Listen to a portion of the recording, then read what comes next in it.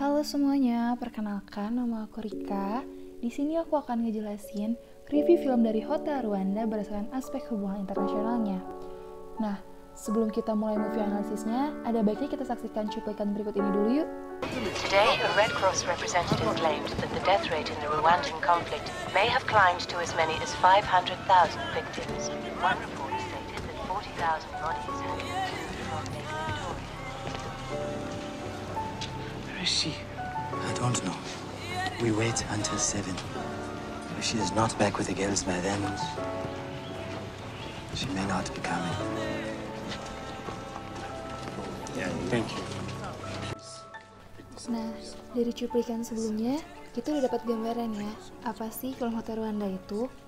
Garis besarnya, film ini menjelaskan upaya dari seorang manajer umum sebuah hotel kelas tinggi untuk melindungi keluarga serta orang-orang di sekitarnya dari pembunuhan massal atau genosida. Dijelaskan bahwa si pemeran utama rela mengorbankan dirinya untuk aksi kemanusiaan menolong manusia di bumi Rwanda.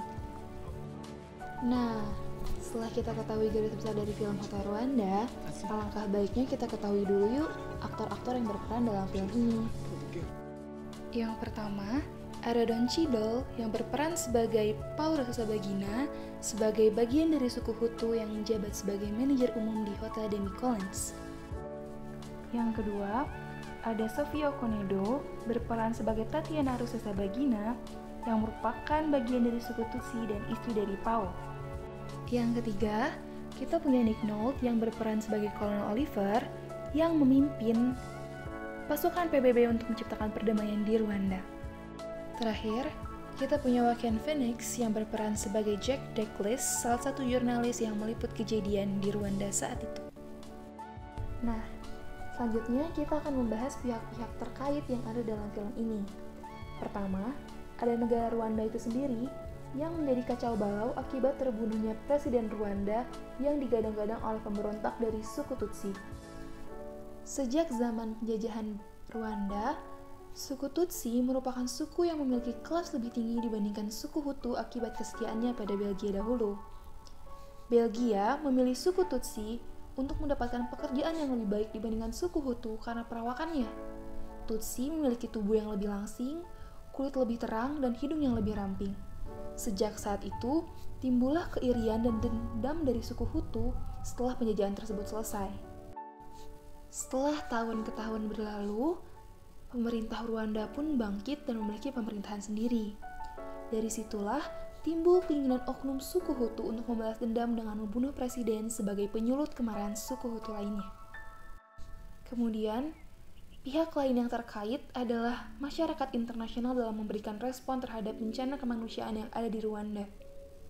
Amerika, Inggris, dan negara-negara besar lainnya cenderung tutup mata terkait peristiwa besar ini.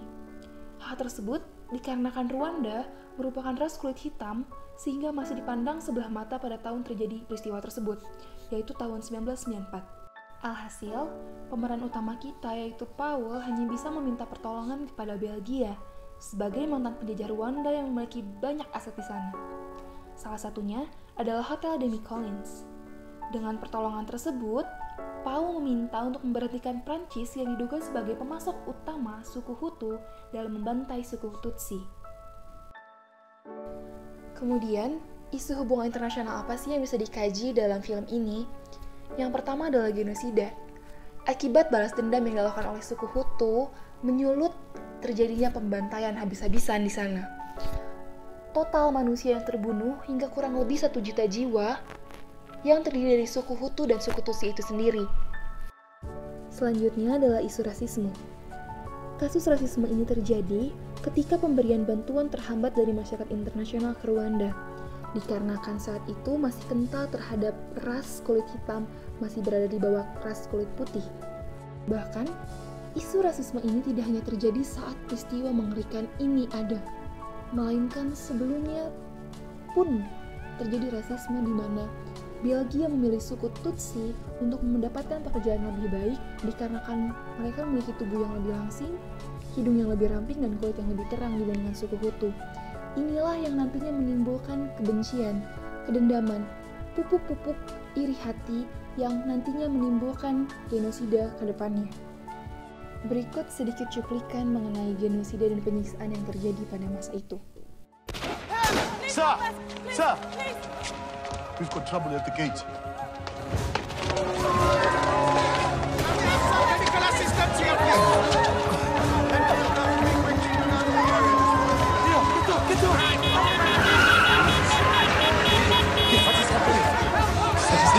They're killing everyone. The convoy have surrounded the hotel. Come on! Come along! Di sini diperlihatkan berbagai macam hal mengerikan yang dilakukan oleh suku Hutu terhadap siapapun mereka yang memiliki identitas suku Tutsi. Organisasi internasional yang terkait dalam film ini adalah United Nations atau biasa kita kenal sebagai Persatuan Bangsa-Bangsa. PBB di sini dijelaskan sebagai organisasi yang memberikan bantuan pasukan untuk menjaga keamanan Hotel Demi Collins, tempat para refugee berlindung saat terjadi pembantaian di sana. Sayangnya, saat pasukan BB sampai di hotel tersebut, masih terjadi ketidakadilan di sana. Ketidakadilan tersebut adalah saat pasukan PBB sampai di Hotel Demi Collins, ternyata beliau hanya melindungi warga negara asing yang kebetulan lagi menginap di hotel tersebut. Tata kelola global yang seharusnya melindungi seluruh masyarakat internasional, ini malah mendiskriminasi bagian-bagian kecil di dalamnya. Harapkan ke depannya, tata kelola global mampu memberikan kebijakan yang adil untuk menciptakan keadilan bagi seluruh masyarakat internasional yang ada dalam bumi kita. Cukup sekian movie analisis yang bisa aku sampaikan mengenai salah satu film yang berdasarkan kisah nyata, yaitu film Hotel Rwanda. Mohon maaf bila ada kesalahan. See you next time.